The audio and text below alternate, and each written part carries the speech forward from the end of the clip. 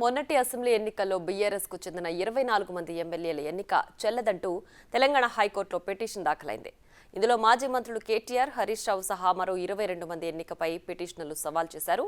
ఇందుకు సంబంధించి హైకోర్టు ధర్మాసనం ఎదుట 30 పిటిషన్లు దాఖలయ్యాయి. కేటీఆర్ తన కొడుకుని డిపెండెంట్గా చూపించలేదని సిరిసిల్ల కాంగ్రెస్ అభ్యర్థి కేకే మహేందర్ రెడ్డి తన పిటిషన్లో ఆరోపించారు. అలాగే కేటీఆర్ కుమారుని పేరిట 32 ఎకరాల సేల్ డీడ్ ఉన్నట్లు మహేందర్ రెడ్డి సమర్పించారు. అటు సిద్దిపేట బీఎస్పీ అభ్యర్థి చక్రధర్ గౌడ్, హరీష్ రావు ఎన్నికను సవాల్ చేశారు. జూబ్లీహిల్స్లో మాగంటి గోపీనాథ్ ఎన్నికపై కాంగ్రెస్ నేత అజారుద్దీన్ పిటిషన్ వేశారు.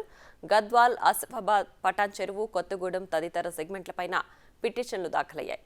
రానున్న రోజుల్లో ఎన్నికల పిటిషన్ల సంఖ్య మరింత పెరిగే అవకాశం ఉన్నట్లు తెలుస్తోంది.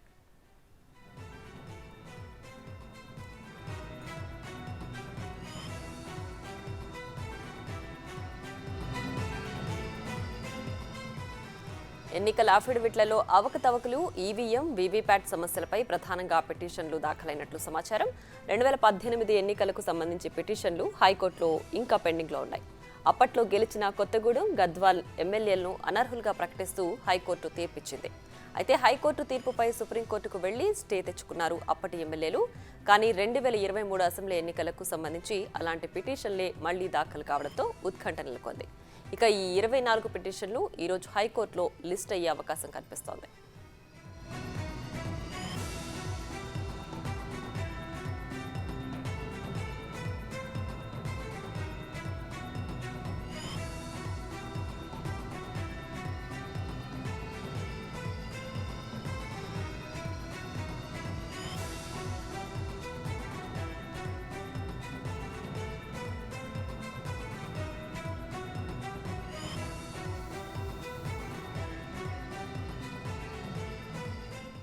దీనికి సంబంధించి మరింత సమాచారం మా ప్రతినిధి సురేష్ ఫోన్ లైన్ అందిస్తారు. సురేష్, దీనికి సంబంధించి పూర్తి డీటెయిల్స్ ఏంటి?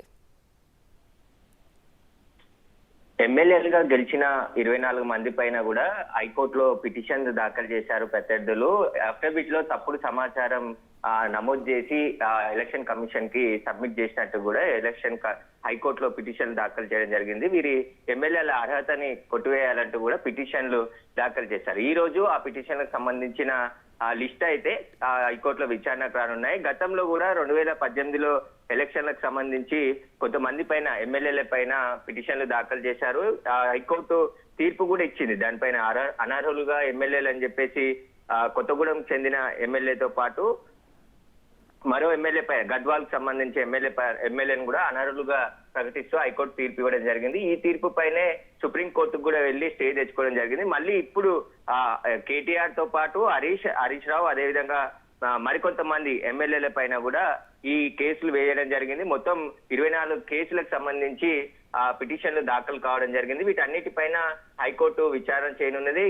దీనికి సంబంధించి కేటీఆర్ తన కొడుకుకు సంబంధించి 32 ఎకరాల సేల్ డీడీ వ్యవసాయ ల్యాండ్ ఉంది, కానీ దాన్ని డిపెండెంట్ గా చూపించలేదని చెప్పేసి కూడా కేకే మహేందర్ రెడ్డి ఆయన పైన పోటీ చేసి ఓడిపోయిన కేకే మహేందర్ రెడ్డి పిటిషన్ దాఖలు చేయడం జరిగింది. ఇక ఈటల రాజేందర్ కూడా హుజురాబాద్ లో గెలిచిన కౌశిక్ రెడ్డి పైన కూడా పిటిషన్ దాఖలు చేయడం జరిగింది. దీనికి సంబంధించి అజారుద్దీన్ జూబ్లీహిల్స్ కు సంబంధించి మాగంటి గోపీనాథ్ ఎమ్మెల్యే పైన కూడా అతను పిటిషన్ వేశారు. బండి రమేష్ పైన బీఆర్ఎస్ లో మాధవరం కృష్ణారావు ఎన్నిక పైన కూడా సవాల్ చేయడం జరిగింది. వీటన్నిటిపైన కూడా లిస్ట్ అయితే ఇవన్నీ కూడా హైకోర్టు విచారించనుంది. దీనికి సంబంధించి సమగ్ర దర్యాప్తు చేసి ఎలాంటి చర్యలు తీసుకోబోతుంది అనేది కూడా వేచి చూడాల్సిన పరిస్థితి ఉంది.